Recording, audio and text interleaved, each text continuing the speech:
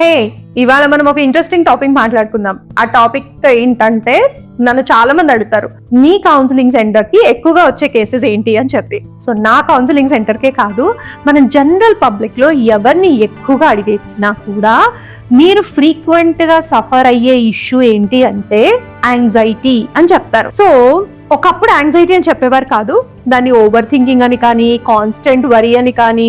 So మీరు వినుంటే ఇవాళ రేపు జనాలందరూ గూగుల్ ఎక్కువ చేసేసి పానిక్ అటాక్స్ అనే ఒక పదాన్ని కూడా తీసుకొచ్చేస్తున్నారు. సో చిన్న పిల్లల దగ్గర నుంచి పెద్దవాళ్ళ దాకా ప్రతి వాళ్ళకి, అంటే రీసెర్చ్ ప్రకారంగా కూడా 5లో 1% ఆల్మోస్ట్ ఈ యాంగ్జైటీ ఇష్యూస్ తోటి సఫర్ అవుతున్నారు. సో యాంగ్జైటీ మరి పెద్ద ప్రాబ్లమా అంటే it is common and it is manageable. So మరి అసలు ఈ యాంగ్జైటీ ఎలా ఉంటుంది, దీని సింటమ్స్ ఏంటి, దీన్ని ఏం చేయాలి, ఇది మనం తెలుసుకుందాం ఈ వీడియోలో. యాంగ్జైటీ ఏంటంటే ఇట్ ఈస్ బేసికలీ ఒక ఫియర్ స్టేట్, ఒక కాన్స్టెంట్ వరీ, అన్ఈజీనెస్, ఎప్పుడు ఫ్యూచర్ గురించి ఒక భయము, ఆందోళన, ఇలాంటి దాన్ని యాంగ్జైటీ అని అంటారనమాట.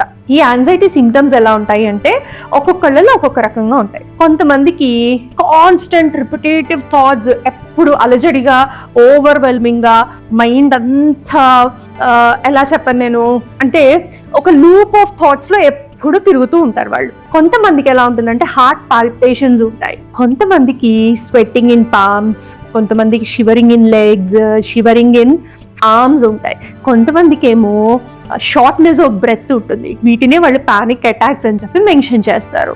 సో మరి ఇలాంటి సిమ్టమ్స్ అన్నీ ఉన్నప్పుడు మనం ఏం చేయాలి అంటే మెడిటేషన్, మైండ్ఫుల్నెస్ టెక్నిక్స్, చక్కగా రోజు morning walk, anything will help you to overcome this state. కానీ మరి ప్రొఫెషనల్ హెల్ప్కి ఎప్పుడు వెళ్ళాలి? ప్రొఫెషనల్ హెల్ప్కి ఎప్పుడు వెళ్ళాలి అంటే ఇలాంటి యాంగ్జైటీ స్టేట్ మీరు ఒకవేళ మోర్ దెన్ 2-3 months కనుక సఫర్ అవుతుంటే, అండ్ మీరు ఇంటి దగ్గర చేస్తున్న mild breathing techniques, meditation, walking ఇలాంటివి కూడా మీకు హెల్ప్ అవ్వకపోతే then it is a high time that you need to seek for a professional help. ఓకేనా friends?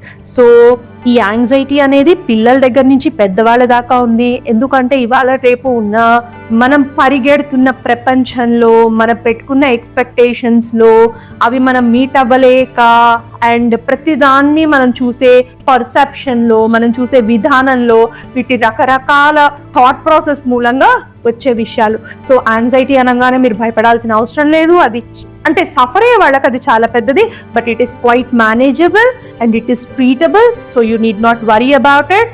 I guess you all understood what is anxiety and what are symptoms of anxiety. All the best. Me Archana Nanduri here.